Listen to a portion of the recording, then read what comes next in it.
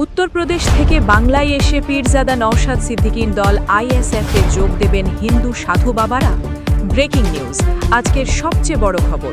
কেউ ভাবেনি, কেউ কল্পনাও করেনি, সুদূর উত্তরপ্রদেশ থেকে কয়েকজন হিন্দু সাধু হঠাৎ করে পৌঁছে গেলেন পশ্চিমবঙ্গের ঐতিহাসিক ধর্মীয় কেন্দ্র ফুরফুরা শরীফে।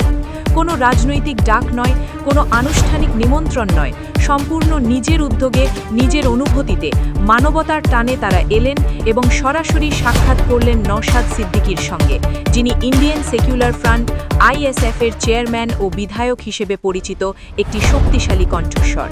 দেশ জুড়ে যখন ধর্মের নামে উত্তাপ, মেরুকরণ, বিভাজনের রাজনীতি, তখন এই দৃশ্য যেন সম্পূর্ণ ভিন্ন এক বার্তা দিল। ধর্ম আলাদা হতে পারে, বিশ্বাস আলাদা হতে পারে, কিন্তু দিনের শেষে আমরা সবাই মানুষ, আর মানুষের কল্যাণই হোক চূড়ান্ত লক্ষ্য। সূত্রের খবর, এই সাক্ষাৎ ছিল অত্যন্ত আন্তরিক ও উষ্ণ। ভিডিওর মাঝে সকলের কাছে একটি অনুরোধ, আইএসএফ সহ ভাইজানের সমস্ত রকম খবরাখবর সকলের আগে দেখতে আইএসএফ ফরএভার আমাদের এই ইউটিউব চ্যানেলটিকে সাবস্ক্রাইব করে পাশের ঘন্টাটি বাজিয়ে রাখুন।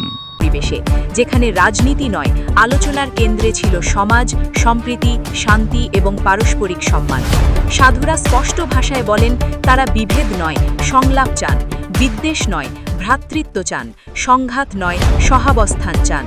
প্রশ্ন উঠছে, উত্তরপ্রদেশের সাধুরা কেন ফুরফুরা শরীফ, কেন নওশাদ সিদ্দিকী?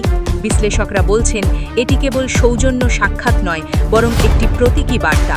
ভারতের মাটিতে এখনও সম্প্রীতির জায়গা আছে, এখনও এমন মানুষ আছেন যারা ধর্মের দেওয়াল ভেঙে মানবতার সেতু করতে চান।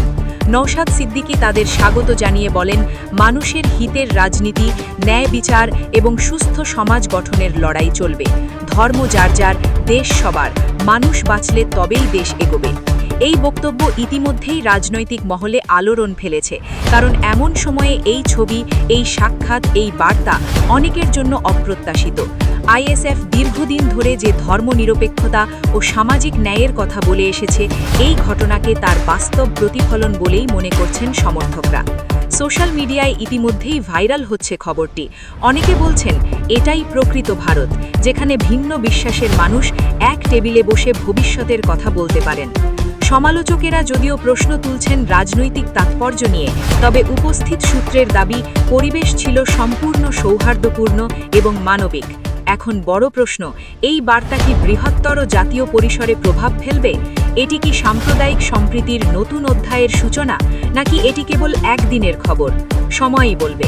কিন্তু আজকের দৃশ্য নিঃসন্দেহে একটি শক্তিশালী প্রতীক। উত্তরপ্রদেশ থেকে ফুরফুরা শরীফ, এক রাজ্য থেকে আরেক রাজ্যে, এক ধর্ম থেকে আরেক ধর্মে, বিভাজনের রেখা পেরিয়ে সংলাপের হাত বাড়িয়ে দেওয়ার এক মুহূর্ত। দেশ যখন উত্তপ্ত বিতর্কে ব্যস্ত, তখন এই সফর যেন শান্তির এক নিঃশব্দ বার্তা। মানুষ আগে, রাজনীতি পরে। আর সেই কারণেই আজকের এই ঘটনাই হয়তো আগামী দিনের বড় আলোচনার কেন্দ্রবিন্দু হতে চলেছে। দেখতেই থাকুন, কারণ এই গল্প এখানেই শেষ নয়।